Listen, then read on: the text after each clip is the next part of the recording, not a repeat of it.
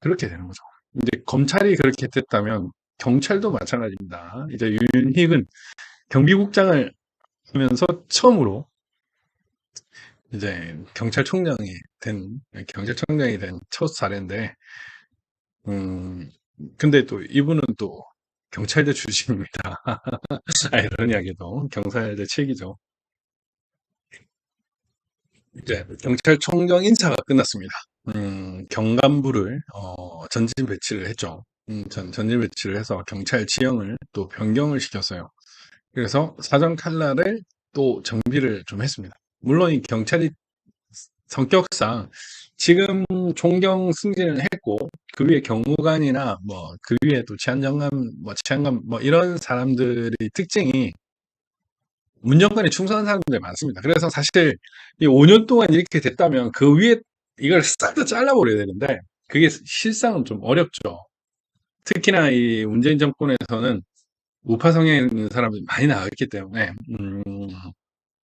자리 잡고 있기가 힘들었을 겁니다. 그렇지만은 어쨌든 뭐 이게 직업도 공무원의 한계이기도 하겠죠. 제대로 좀 주세워가지고 해야 되는데 사실 윤석열 정권 자체가 사실 잡탕이죠. 윤석열 후보가 과거에 또 약간 좌파스럽기도 했고, 물론 우파적인 요소도 많았지만, 그런 부분이 있어가지고, 잡탕이다. 옛날에 청와대라고 하면 요즘 용궁이라고 하더라고요, 용궁. 용궁. 예, 용산의 궁전이라고 해가지고, 용궁이라고 하는데, 어, 의원님 감사합니다. 네, 용궁이라고 하는데, 좀 잘 이끌면은 그림이 나올 겁니다. 나올 거고. 오늘, 그, 오늘이 아니죠. 지난주에 있었습니다. 제 선배가 아니고, 특감실에 같이 있던 분도, 좋은 보직을, 경감부 출신의 좋은 보직을 받았더라고요. 예. 그래서, 총경입니다, 총경. 참 보면, 예. 제가 국세청에 있을 때 교수였거든요. 막내 교수였는데, 그 국세청 교수를 하면서 같이 지냈던 동료들이 또 전신에 다 세무사장이에요. 원장은 청장 되고 막 이러니까 이게 또 전국의 세무서에 다 아는 사람이 또 많아갖고 되게 좋았고 이게 또 특감실에서 같이 근무했던 이제 경찰 출신들은 총경 경정 이렇게 했었거든요. 이러니까 또 경찰서장이에요 다. 그래서 그런 것들이 되게 재밌었는데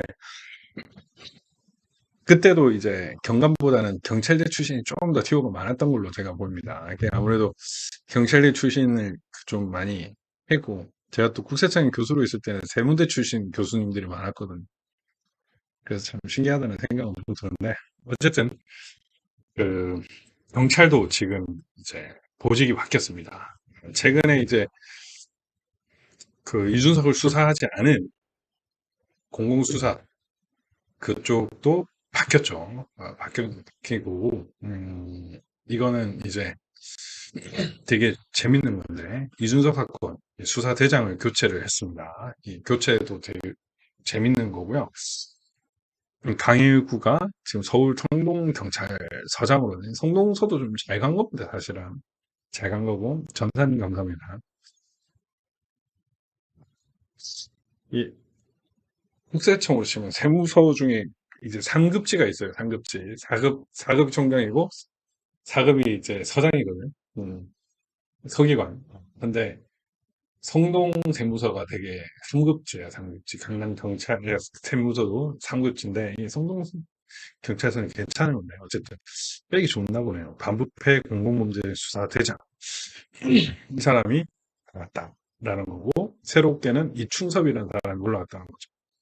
그러니까 이준석 사건을 제대로 시인을 큰 거는 기존의 담당자들이 그쪽 라인이 많았기 때문에 그럴 수가 있는 겁니다.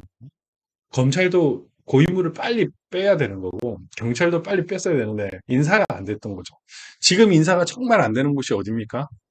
지금 인사가 제일 안 되는 곳은 사법부예요. 사법부. 사법부가 지금 인사가 전혀 안 되고 있어요. 사법부가 보십시오. 김명수 사법부는 지금 윤석열의 이권이 하나도 적용이 안 되는 거거든요. 일단 저는 이 사법부를 척결하지 않으면 이게 힘들 거라고 봐요. 지금 이준석 사건이 그 남부지법에 있는데, 남부지법에 아마 이 가처분 이쪽 담당하는 쪽이 완전 김명수 라인일 겁니다.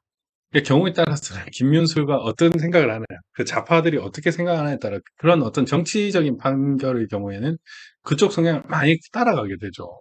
판사들이 되게 비겁하기도 하지만 또 한편으로 라인 타는 사람들은 철저히 라인을 타는 사람들이기 때문에 사법부를 빨리 이걸 개혁을 해야 되는데, 그 개혁의 시작이 사실은 이재명에게 무죄를 판결했던 대법관들 퇴출 운동을 해야 됩니다. 퇴출 운동을 해야 되고, 그 다음에 7월 28일 기각 판결을 내렸던 그 판사 대법관들에 대한 대출을 시켜야 되는 거예요. 빨리 이거를 알아야 되는 거예요. 그러니까 김명수 구속시킬 거 많잖아요. 그 이전에 그 탄핵시키려고 했던 그 녹취록도 있었고, 그런 거 있으니까 빨리 김명수를 날려버리고 대법관들도 구속을 시키고, 그렇게 하면서 사법 인사를 바꿔야 되죠. 지금 법원 행정처가 김상환, 조재현이 하다가 김상환이 됐잖아요. 그러니까 완전히 인사를 완전히 자기 성향대로 했던 거예요. 행정법원도 마찬가지예요. 그런 애들을 날리지 않으면 안 되는 거죠. 네.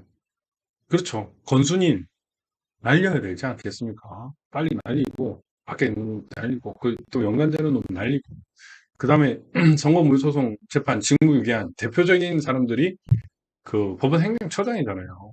조재현이랑 김상환. 그러니까 이런 사람들 날리면서 사법도 빨리 개혁을 해야 됩니다. 그게 되게 중요하죠.